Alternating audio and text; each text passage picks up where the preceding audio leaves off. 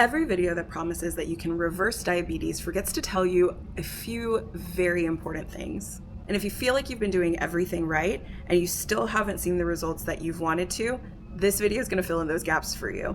When people talk about diabetes reversal, they're usually talking about type 2 diabetes going into remission. That means your blood sugars fall below the diabetes threshold without using medication for a sustained period of time. One very important detail about that is that it doesn't mean that diabetes is going away forever.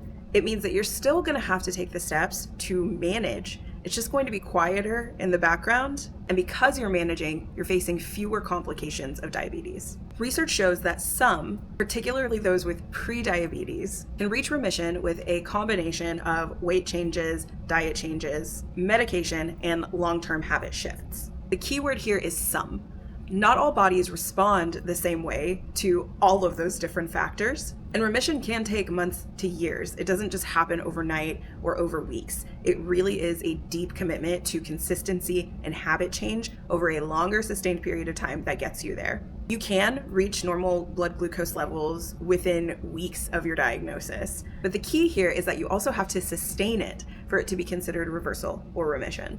Remission also requires ongoing support. So if anything changes, if your weight creeps back up, if you're looking at your habits in terms of exercise, in terms of the foods that you eat, in terms of your medication adherence, if you start to see your numbers go up because you're not keeping up with those lifestyle habits and changes that got you into remission in the first place, diabetes can return. You'll see your A1C creep back up to those pre-diabetes and diabetes levels. If remission happens, there is so much that's going to go your way, and it's awesome to think about.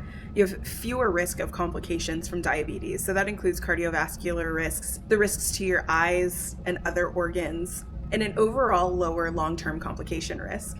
You can also save money because you might be taking fewer medications, less glucose variability, which means that your blood sugars aren't swinging from one end to the other. So overall, it's helping you be healthier. A lower A1C and fasting glucose, both can which determine what kind of care you get in the future if it comes to complications. For instance, if your A1C is too high, you can be denied surgery until you can get your glucose into proper ranges, because your risk for infection and your risk for complications from surgery go up when your A1C is higher. But here's the part that I think we skip too often, and it's that we can achieve all of those same benefits even if remission isn't possible. The part we skip over too often is all of those benefits that I just mentioned, all of them can happen without ever achieving diabetes remission. Solely just keeping your A1C in those standard ranges, making sure that you have 70% or above time in range if you're wearing a continuous glucose monitor, all of those things are really, really important to a healthy life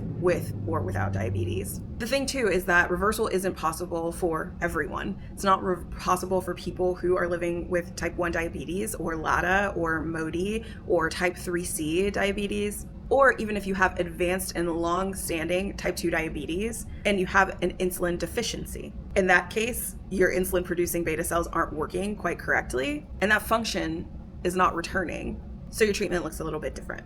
In those cases, the pancreas isn't just struggling, it's losing its capacity to work efficiently, and food and exercise alone aren't going to be able to fix that. So if reversal isn't possible for you, what is the next best thing? What else can you do? What's the point of even trying to take care?